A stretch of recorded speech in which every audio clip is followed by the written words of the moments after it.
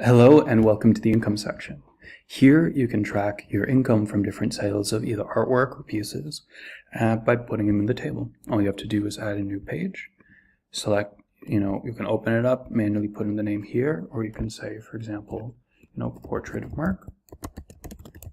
You can put in it was an artwork, date, and the amount you sold it for, say $1,000. Again, with tags, if you want to be more specific, if you're, for example, doing small works, big works, and you want to see that information to see what's selling best, you can always update the tags by pressing the ellipses, changing it, deleting and adding as you want.